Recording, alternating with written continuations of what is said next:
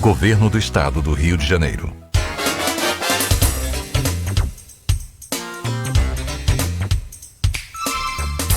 8h25, de volta com Folha no Ar, primeira edição. Várias participações aqui também no Face, né? Agradecendo aí o Gilberto e falando da importância desse programa, estar debatendo essas situações. Arnaldo, você quer abrir esse bloco aí ou pode dar sequência àquela questão que a gente... Sequência, por favor, não, acho que a gente já estava levantando no final do bloco anterior. Perfeito. Então, Gilberto, a questão é, sem querer cortar suas pernas e mandar você correr, como enfrentar de forma local o e-commerce, você já falou, para se readaptar.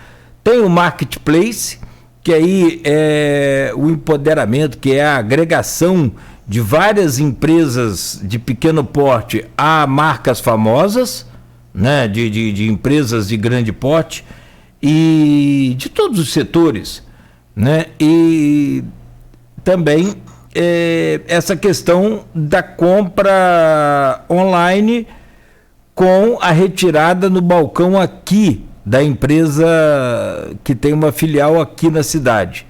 E aí o preço fica praticamente impossível de concorrer devido à queda no valor. Não sei se é referente aos impostos, não sei se está referente à questão de negociação de compra da matriz. Como vencer todos esses obstáculos, Gilberto? Cara, você está mandando eu correr sem perna, né? É a situação que a gente acaba entrando aí. É uma situação muito delicada mesmo. Esse era um processo, como eu falei no início da entrevista, é um processo que já vinha acontecendo e agora acelerou. É uma tendência do mercado, tá? Não existe uma fórmula mágica, não existe um padrão para isso.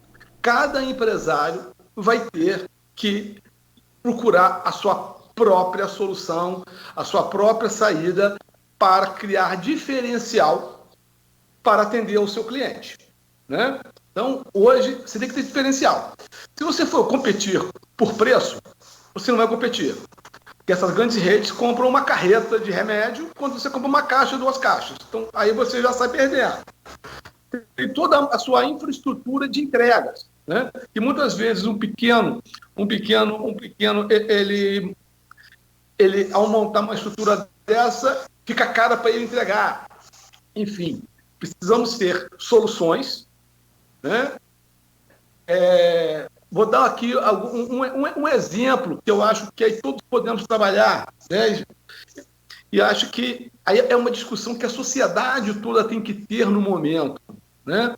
O mesmo problema que o empresário da farmácia passa, o do restaurante também atravessa, da loja de comércio, de roupas, né? Se você vê hoje o restaurante, um exemplo, eu acho que cada um tem o seu motoboy.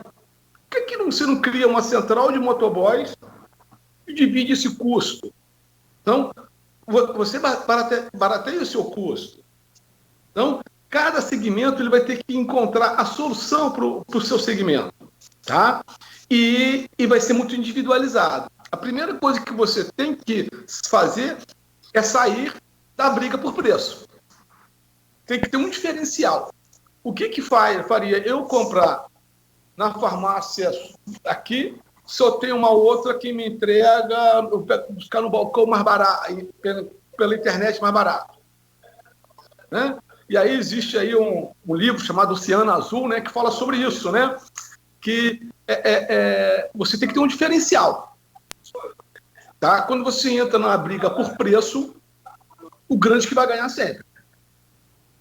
Então, qual é o seu diferencial que você vai ter que encontrar? E nós podemos ajudar a discutir isso com você e te ajudar a pensar qual o seu diferencial.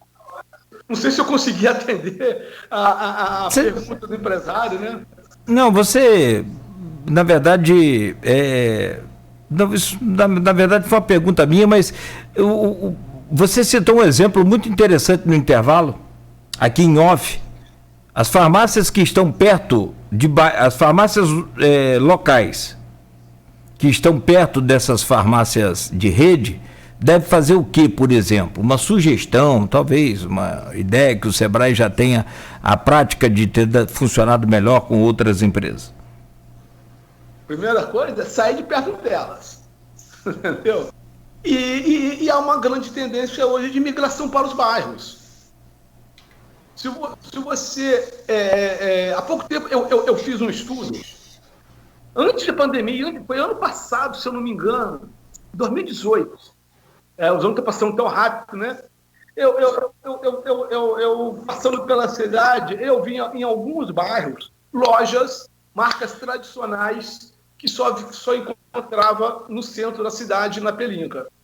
Aí eu peguei e fui fazer um levantamento que nós temos condições de fazer pelo Sebrae. Quantas empresas estavam... Fiz um recorte de quantas empresas abriram em Campos e fecharam em Campos. E fui fazendo isso com o bairro. Peguei 5 bairros, IPS, Pelinca, Centro, Guarulhos, né? Então, alguns bairros periféricos estão abrindo muitas empresas.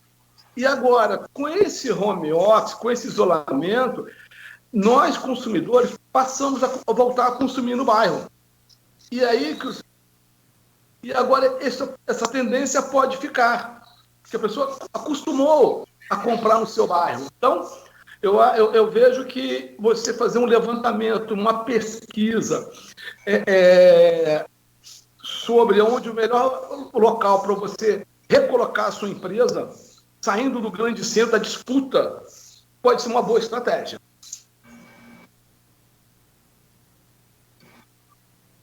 Oi, Nogueira. Antes da gente entrar no assunto desse último bloco, que é a questão da crise financeira de Campos, aí ouvi mais a opinião do Gilberto do que do técnico de Sebrae, falar sobre essa questão de royalties. Antes de gente entrar nisso, ele tinha um programa novo do Sebrae, o programa Líder, né, Gilberto? Você gostaria de falar um pouquinho sobre ele, é isso?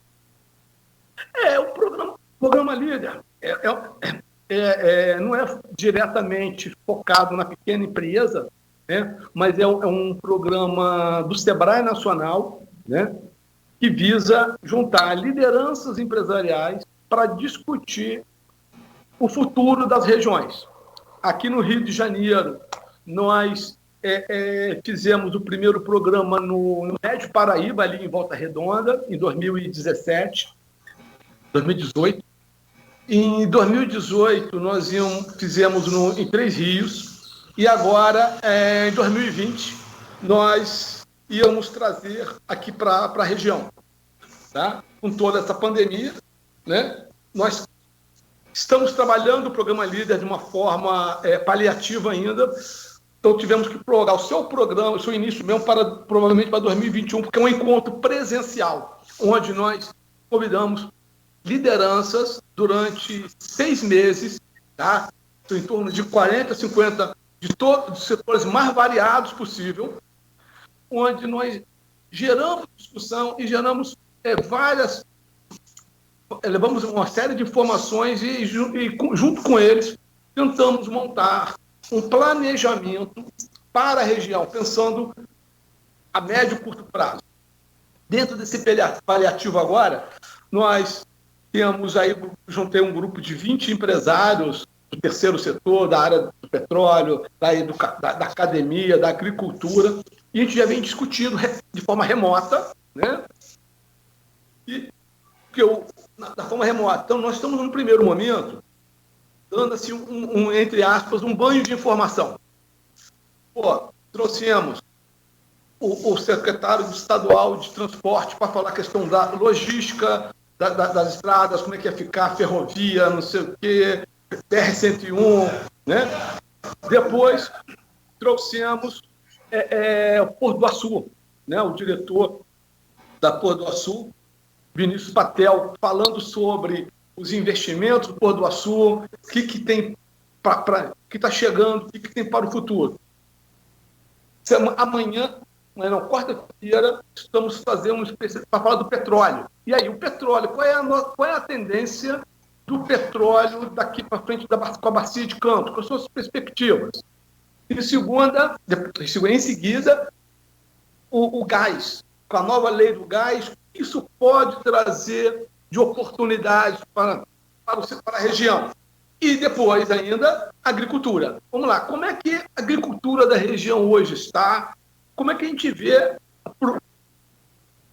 uma visão futura do nosso agronegócio? Tentando sempre olhar, nunca para o retrovisor, e sim olhar para frente. Então, são essas informações macroeconômicas e depois juntando com as lideranças empresariais, como eu falei também, acho que o empresarial tem que voltar a ser o protagonista nesse processo, né, para a gente discutir políticas públicas de desenvolvimento. Se nós pegarmos aí os dados socioeconômicos da região, são dados muito baixos. Não correspondem com a quantidade de recursos que a região recebeu nos últimos anos, como um todo. Né? Nós temos alguns índices que é comparado com o Nordeste. Né? Então, isso precisa tudo ser repensado. Então, o programa Líder ele tem esse papel, chamar lideranças empresariais para provocá-los, eles, é a sociedade que vai achar a solução. O Sebrae não, o Sebrae nós trabalhamos muito mais como um mediador e um provocador nessa história toda. Porque por mais que a gente fale regionalmente, mas cada um acaba olhando para o seu município. Né? Eu acho que isso é importante, mas temos que ter uma visão geral, uma visão global. Como é que o município de Cardoso Moreira se beneficia com o Porto do Açu, com o gás, como é que são Fidelis, que tem que ter aí toda uma interligação entre todos esses setores. Né? Hoje, né, a gente estava falando mais cedo da agricultura familiar, da compra da merenda escolar. Se todos os municípios fizéssemos aí uma questão da merenda escolar comprando um do município do outro, a região como um todo ela teria um desenvolvimento mais igual. Então, o programa Líder tem o papel de provocar as lideranças para repensar o modelo de desenvolvimento econômico da região. Você citou duas pautas interessantes aí que a gente acabou não entrando. Uma é essa questão do gás, ainda nem é uma pauta que a gente vai entrar agora, eu só queria já anunciar de hoje, segunda-feira, que na sexta-feira eu e o Nogueira vamos estar recebendo aqui um diretor da GNA, da Gás Natural Açu, e um técnico da Firjan, para a gente falar exatamente sobre isso, os impactos que são positivos para a economia regional a partir desse novo marco, né, da nova lei do gás, que já foi aprovado na Câmara, mas ainda falta passar pelo Senado e, posteriormente, a sanção presidencial. Então, só já fazendo uma propaganda aqui do programa. E o outro, esse sim é uma pauta que a gente vai entrar agora, que é a questão do Porto do Açu. Existe uma reclamação lá em São João da Barra, né, que eu que sou de lá, vivo lá mais do que aqui em Campos, na medida do possível, mas existe uma reclamação lá com relação à questão de empregos, né, que as pessoas de lá dizem que a mão de obra local não é bem aproveitada. O Porto sempre dá a resposta de que aproveita um percentual alto da mão de obra de Campos e de São João da Barra, mas essa é uma questão de empregabilidade. Existe uma outra questão, que é a questão de vender para o Porto e para as empresas do Porto. Como que o Sebrae participa dessas rodadas de negócio, até mesmo para auxiliar as empresas locais a entrarem nessas rodadas de negócio junto às empresas do Porto e terem como competir com empresas maiores que possam vir de fora? Perfeito, Arnaldo. Essa aí é uma discussão já de longo prazo, tá? Sobre o índice de compra local. Nós tivemos no passado um convênio com a Porto do Açu e tínhamos um programa chamado Programa de Desenvolvimento de Fornecedores Local. Então, nós tínhamos um programa, criamos lá um comitê de suprimentos, onde uma vez por mês nós discutíamos estratégias, o que eles iam comprar para comprar da região, e em paralelo a isso nós tínhamos um programa para desenvolver os fornecedores. Tá? Por quê? Você fornecer para uma grande empresa, o que nós chamamos hoje aí tecnicamente de B2B, né? É muito diferente do B2C, né, que é vender para o comércio varejista. É outro negócio. E as empresas da região não estavam preparadas para isso e muitas não estão. Tá? Então, e essas empresas, elas têm suas regras, elas têm suas classificações, né, e suas exigências de mercado.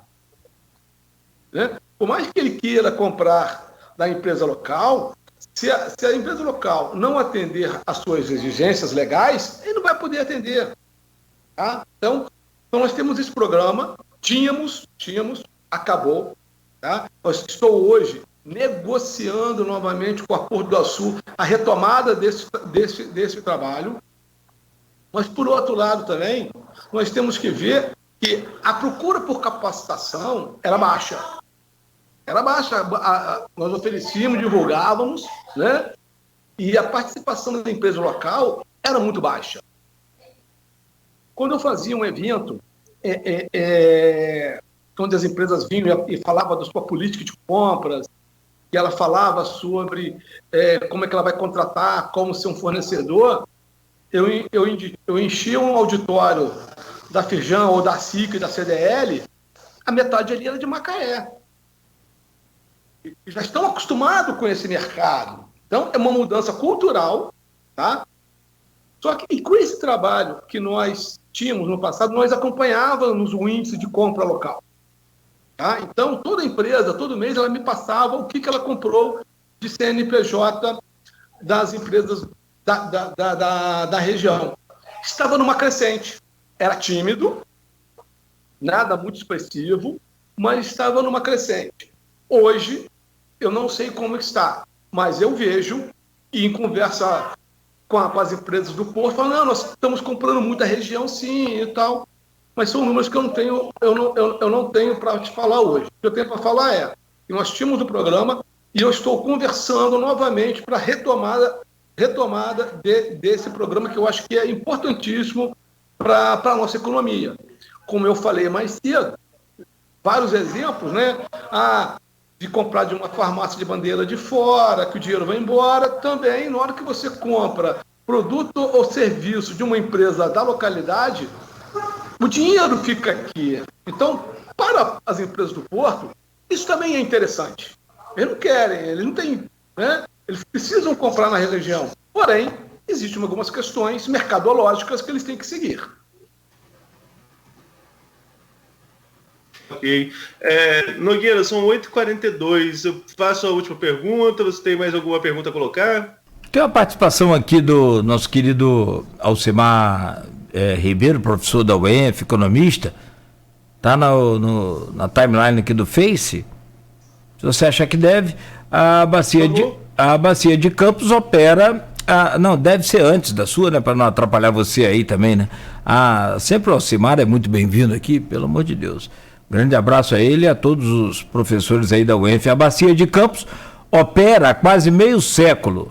Não estamos atrasados com essas agendas, Gilberto?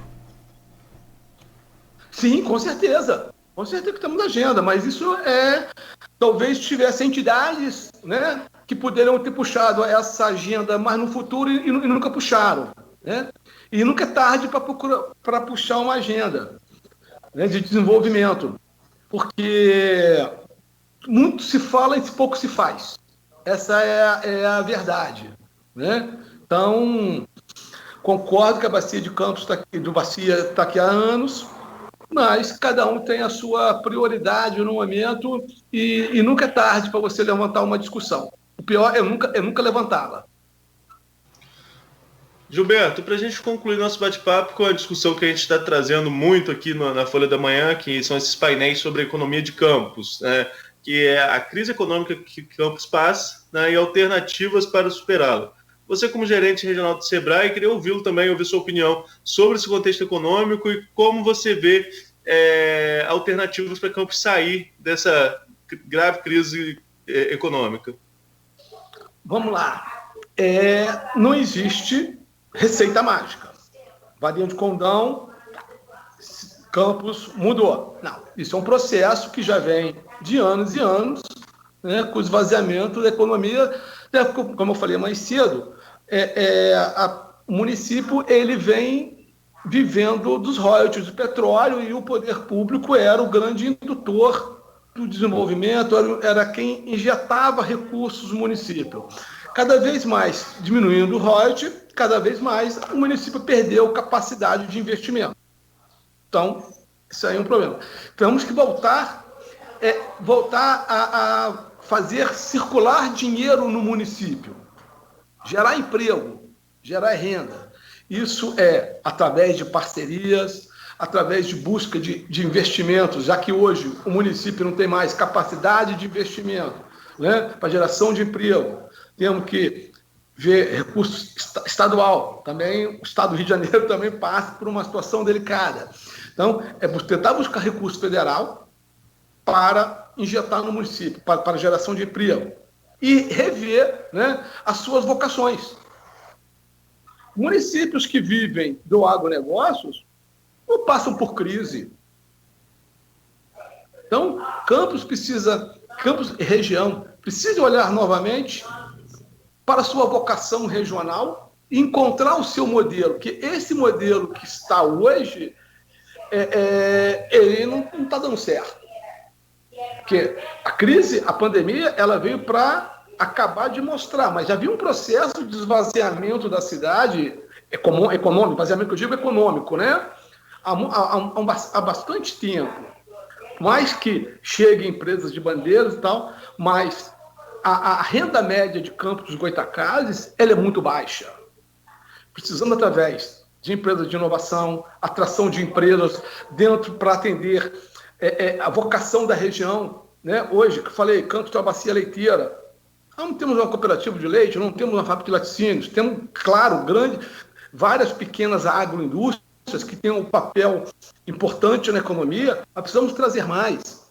Hoje, Campos tem, aí eu estava lendo até um pouco tempo uma reportagem, que hoje o gado de corte tem aumentado muito em Campos. Será que não é hora, vamos lá, gado, vamos tentar trazer algum frigorífico para Campos, para abater esse gado aqui? Então, são essas questões que Campos hoje precisa repensar e ver hoje.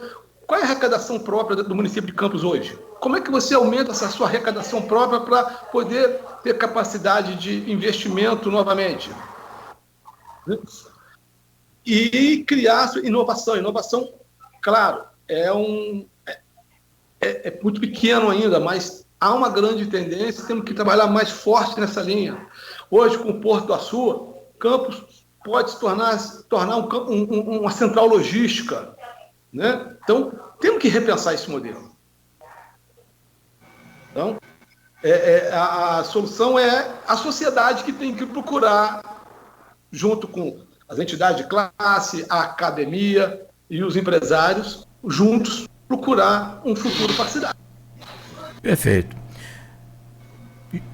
Ok, Nogueira. Ok, Gilberto, então, nosso muito obrigado, né? Agradecer aí pelo seu carinho, como eu já disse, você, apesar de ter confirmado que acorda cedo, mas em especial nesse feriadão aí, dia 7 hoje, né? Muito obrigado mais uma vez, fique em paz, aproveite aí o descanso de hoje e vamos sempre contar com você aqui no programa e principalmente lá no Sebrae para o desenvolvimento dessa região. Eu que agradeço a oportunidade, estou sempre à disposição, tá, para ajudar no que for preciso aí o município de Campos dos Goytacazes e região. Tá bom? Muito obrigado e um bom feriado a todos. Valeu, Gilberto. Um grande abraço. Arnaldo, só em você já ter anunciado aí a secretária de Educação para amanhã, já choveu de perguntas aqui no WhatsApp nosso, aqui no pessoal. Né? E vai ser importante. Então amanhã, a partir das 7, a gente está de volta e vai estar recebendo a Luciana amanhã para a gente estar fazendo essa entrevista aqui num assunto também muito importante, que é a questão do calendário escolar. Aí tem esses vídeos que já estavam para ser divulgados na TV Câmara, enfim, tudo isso a gente vai estar abordando amanhã. Um bom dia a todos, agradecer também ao Gilberto, e amanhã, a partir das 7, a gente está de volta, se Deus quiser.